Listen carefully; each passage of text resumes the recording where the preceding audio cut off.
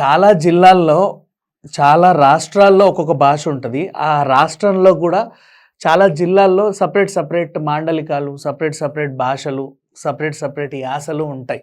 మనకు తెలిసిందే. తెలుగులోను గూడా మనం బోలెడు చూసాం. ఫర్ ఎగ్జాంపుల్ మన 2 తెలుగు రాష్ట్రాల్లోనే తెలంగాణకి ఒక యాస ఉంటది. తెలంగాణలో కూడా నిజామాబాద్ వాళ్ళు ఒకలాగా, కరీంనగర్ వాళ్ళు ఒకలాగా, హైదరాబాద్ వాళ్ళు ఒకలాగా మాట్లాడతారు. అండ్ నెక్స్ట్ అలాగే ఆంధ్ర సైడ్ రాయలసీమలో కొన్ని భాషలు ఉంటాయి. వాళ్ళొక యాస మాట్లాడతారు. తూర్పుగోదావరి వాళ్ళు ఒకలా మాట్లాడతారు. కాకినాడ వాళ్ళు ఒకలా మాట్లాడతారు. గుంటూరు వాళ్ళు తెలుగుని ఒకలాగా మాట్లాడతారు. అన్నీ తెలుగులే. కాకపోతే ఆ మాండలికాలు వాళ్ళ సాంప్రదాయాలు వేరు. ఈవెన్ ఇప్పుడు కాంతారా వచ్చిన తర్వాత మనకి తులునాడు వాళ్ళ సంస్కృతి, సంప్రదాయాలన్నీ మనకు తెలిసాయి. ఇట్లా అక్కడక్కడ గ్రామ దేవతలు ఉంటారు. అక్కడక్కడ డిఫరెంట్ వంటకాలు ఉంటాయి. అంతెందుకు ఇప్పుడు ఫిష్ పులుసే నెల్లూరు వాళ్ళు ఒకలాగా, గోదావరి వాళ్ళు ఒకలాగా, వీళ్ళు ఒకలాగా, వాళ్ళు ఒకలాగా చేస్తూ ఉంటారు. మనం ఇవన్నీ చూస్తూనే ఉన్నాం కదా. ఎందుకు ఇది చెప్తున్నాను అంటే, ఇలాంటివన్నీ పరిచయం చేసేవాళ్ళు చాలా అరుదుగా ఉంటారు. వాళ్ళనే సోషల్ మీడియాలో ఇన్ఫ్లుయెన్సర్స్ అంటూ ఉంటాం. వాళ్ళు దానికి సంబంధించి ఆ సంస్కృతి సంప్రదాయాలను మనకి చూపించే ప్రయత్నం చేస్తూ ఉంటారు. అలాంటి మనిషి చిన్ను పప్పు, పేరు రేష్మ, 24 ఏళ్ల యువతి, కేరళలో ఉంటుంది. అదూర్ ప్రాంతానికి చెందిన ఈవిడ కాసర్గోడ్ ప్రాంతంలో ఉంటుంది. కాసర్గోడ్ ప్రాంతంలో ఉంటూ అక్కడి మాండలికాలన్నీ స్పష్టంగా తెలుసుకొని ఆ సాంప్రదాయాలకు తగ్గట్టుగా అక్కడి వంటకాలని, అక్కడి సంస్కృతులను పరిచయం చేస్తా ఇన్స్టాగ్రామ్లో, యూట్యూబ్లో వీడియోలు పెట్టేది. అలా ఆవిడకి ఒక 2 లక్షల మంది సబ్స్క్రైబర్స్ కూడా ఉన్నారు. సో ఇది ఆవిడ స్టోరీ పూర్తిగా చెప్పాలి అంటే. అండ్ రీసెంట్గా 1 మంత్ బ్యాక్ ఆవిడ భర్తతో విడిపోయింది. అండ్ తన చిన్న 4 ఏళ్ల కుమారుడు ఉన్నాడు. అతన్ని చూసుకుంటూ ఉంది. కొంచెం డిప్రెషన్లో ఉంది. ఏమైందో మనకు తెలియదు. సడన్గా 4-5 రోజుల నుంచి ఆవిడ వీడియోలు రావడం మానేశారు, చేయడం మానేశారు. మనకు కూడా రావడం అయిపోయింది. ఎంత ఎతికినా సరే దొరకట్లా. ఏమైపోయింది ఈవిడకని ఆవిడని ఫాలో అయ్యే వాళ్ళందరూ కూడా కొంచెం ఎదురు చూస్తూ ఉంటారు.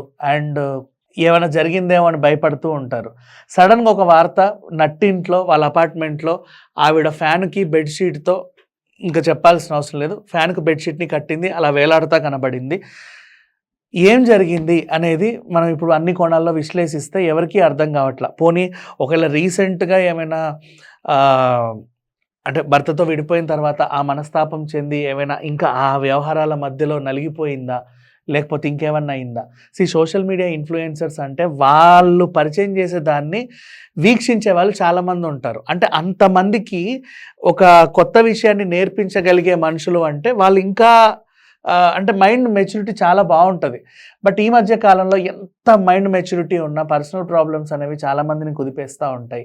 భర్త, పిల్లలు, భార్య, ఇంతే, వీటి చుట్టూ తల్లిదండ్రులు, లేకపోతే ఇంకేమన్నా స్నేహితులు, ఈ రిలేషన్స్ సడన్గా ఎవరి దగ్గర నుంచి అన్నా విడిపోయినా, బ్రేకప్ చెప్పుకున్నా, లేకపోతే ఎవరన్నా నచ్చిన వాళ్ళు పోయినా మనకేంటంటే మైండ్ చాలా డిస్టర్బ్ అవుతుంది. ఆ డిస్టర్బెన్సెస్ రకరకాల మార్గాలకు దారితీస్తుంది. అంతేకాదు ఈవెన్ ఆర్థికంగా కూడా అన్నీ బాగున్నా సరే ఆర్థిక ఇబ్బందులు ఉన్నా, లేదా ఆర్థిక ఇబ్బందులు లేకుండా అన్నీ బాగానే ఉన్నా మైండ్లో ఇంకేదో వెలతి ఉన్నా, ఒంటరితనం వేధిస్తూ ఉన్నా కొంతమంది ఇలాంటి డెసిషన్స్ తీసుకుంటూ ఉంటారు. ప్రజెంట్ ఈవిడకి ఏమైందో మాత్రం అంటే చాలామంది చాలా రకాల కథనాలు రాస్తున్నారు. ఈ వీడియో నేను చేయడానికి ముఖ్య కారణం ఏంటంటే, ఇలా జరుగుండొచ్చు, అలా జరుగుండొచ్చు అని దయచేసి అనుమానాలు వ్యక్తం చేయొద్దు. ఎందుకంటే ఒక అనుమానాస్పద స్థితిలో ఒక మనిషి దేహం మనకి దొరికినప్పుడు పోలీసులు ఏం చేస్తారంటే ఫస్ట్ దాన్ని తీసుకెళ్ళి పోస్ట్మార్టం చేస్తారు.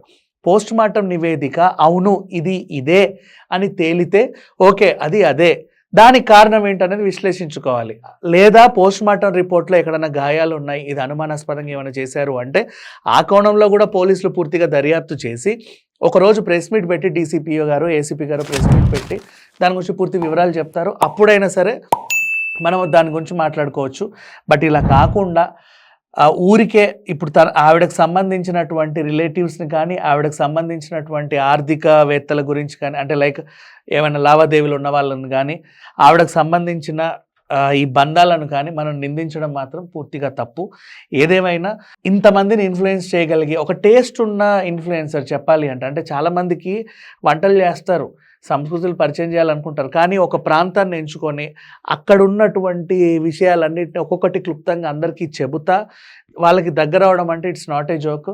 మంచి అభిరుచి గల ఇన్‌ఫ్లుయెన్సర్ అని మాత్రం అర్థం చేసుకోవచ్చు. ఆవిడని కోల్పోవడం నిజంగా బాధగానే ఉంది. సో, ఏం జరిగింది ఆవిడకి అనేది నెక్స్ట్ వార్త వచ్చినప్పుడు మళ్ళీ మాట్లాడుకుందాం. Thank you so much.